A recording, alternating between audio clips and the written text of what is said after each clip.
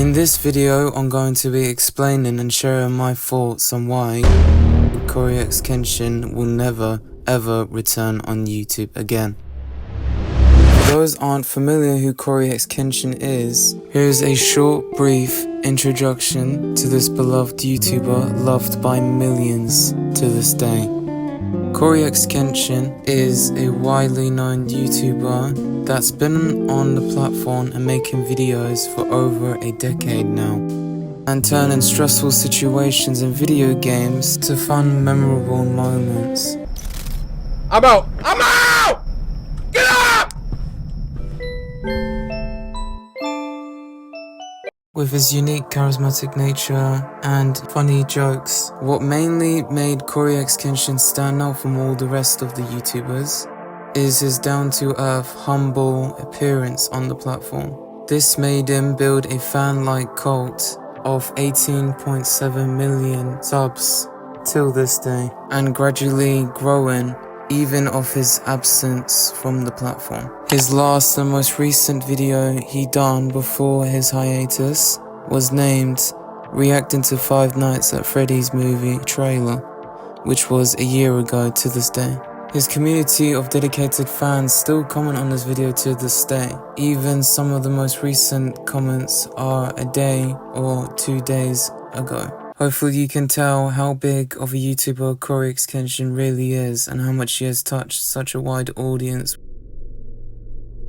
But there's one video that sparked quite huge controversy amongst every YouTuber on the platform, named YouTube Racism and Favoritism.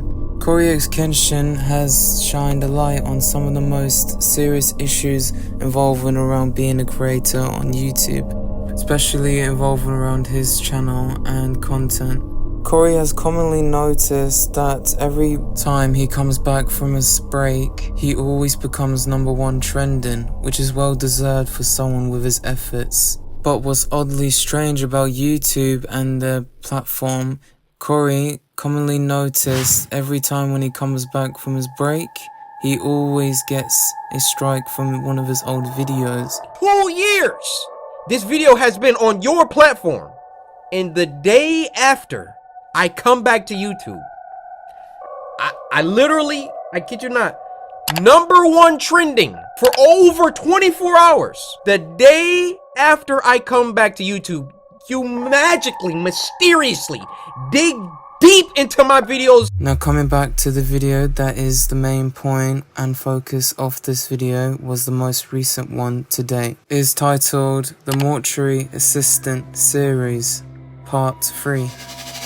These scenes showed themes of suicide and self-harm, which forced YouTube to take down Cory's video. Bit of a backstory why this is such a big thing is that once you get a strike on your video, your other content or your new content doesn't get pushed out to the algorithm to reach new people or to your current audience you have on the platform, which stunts your engagement and growth of your channel by a lot. And on top of that, YouTube has a big history with no explanation why the punishment was implemented. Cory's frustration is very reasonable to an extent, because Cory's lucky enough to have such a big audience, which makes it unfair for smaller creators if they were to have their channel removed over something that weren't properly explained to them. Also, if you're a channel that is eligible to receive commission for their videos, such punishment like this will make sure you won't receive no funds or reimbursement for your efforts of creating the video. Because Cory found it strange that his video got taken down, he decided to do his own little research into finding out that if other YouTubers have the same scene in their series of The Mortuary Assistant. My YouTube rep, who isn't on the policy team, he looked at my video and he said, hey, it could possibly be this part at the end where the woman was battling some depression. I'm Markiplier. I don't know if you'll ever see this, but I just want you to know I have a lot of respect for you, and I didn't mean to drag you into the middle of this. Your channel just happens to be a great reference point because A, you're a really big YouTuber, and B, you're not black. So I go to Markiplier's Mortuary Assistant Part 3, And he had the same situation going on, and his video wasn't age restricted. So I send the video to my YouTube rep. I say, hey, Markiplier has this situation in his video, but his isn't age restricted. YouTube later on unrestrict Cory's mortuary assistant video. They came back and they removed my age restriction. They took it off. Cory then put out a claim that YouTube is either racist or favoritizing creators.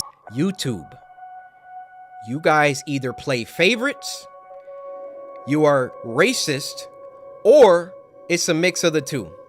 These are the three options, YouTube. Which one is it?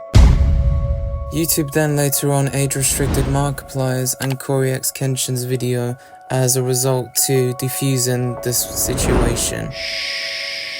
Now that you guys all caught up with the current situation with Cory, ever since this video was published, other big creators such as Jacksepticeye, Penguin Zero, and many more other big creators have expressed their feelings and experience with the YouTube platform. This highlighting and justifying the big huge issue all big creators that use this platform face. This leaving Coryxkenshin's point justified in some way. This isn't the only video that he shared that talked about his concerns of the platform. In fact, he posted other videos discussing more about his issue in the past. But other creators of the platform disagree with Coryxkenshin's accusation. YouTuber named SunnyTM created a video titled Coryxkenshin Privileged Crybaby, where he then discussed more into depth how Cory is playing the victim in this situation. That doesn't have an age restriction. He goes to Markiplier's video, finds the same thing that he was age restricted for, thinks that he's age restricted for, and Markiplier's video isn't age restricted. So he's like, this must be racism because Markiplier's white and I'm black. Little does he know, or probably even care, is that there's a little thing in the monetization section on YouTube when you're uploading a video. That little survey saying what is in your video that could be bad. You know, that thing that tells you, oh, is what kind of themes are in this video? You know, any sexual content, any swearing, any themes of self-harm. Are there things like that in this video? And I don't know what he would have put, but you have to put, yes, there is themes of self-harm in this video. I wonder if this is ad suitable. So after saying that Markiplier's video wasn't age restricted and his was, he goes to his contact over at YouTube and he talks to me. He goes, hey man, Markiplier's video isn't age restricted. How come mine is? So his contact goes to YouTube. He appeals it himself. He talks to the people over at YouTube, and lo and behold, SunnyTM expressed very good points on how Cory's situation was misinterpreted and extreme, even going as far as explaining once a video is about to be posted that the YouTuber on posting can check before uploading. Fans from Cory's community, known as the Samurai, showed great support to Cory by saying, "This man has honestly left out so many details from Cory's video. It's so unbelievable. The way he talks about Cory is just so incredibly disrespectful. I like how he missed the part where Cory literally says, I don't deserve special treatment. If I broke a rule, I broke a rule, but tell me what rule." And also another commenter named Sky P. Ledoux commented saying, "I like how 90% of these comments is just Cory's community laughing at this guy instead of actually fighting, because the Samurai don't use violence no matter what, which is awesome to see." Even some of the Cory's fans going down a more harsher route by totally violating the YouTube presenter. There's no way bro edited this video, watched over it, and still thought to himself, yeah, this is perfect. Crying face emoji. I also think that it is so hilarious that you need a game playing in the background along with TikTok sound effects, since your endless drive would drive me to sleep. This leaving this next commenter going straight for the jugular by saying, "Man's called Cory a crybaby while looking like a Discord mod." Now, what is said in Cory's video, do you think Cory overreacted or showed a appropriate reaction to his situation? Or, as SunnyTM said, a privileged crybaby? Now back to my original point and the reason why you clicked on this video.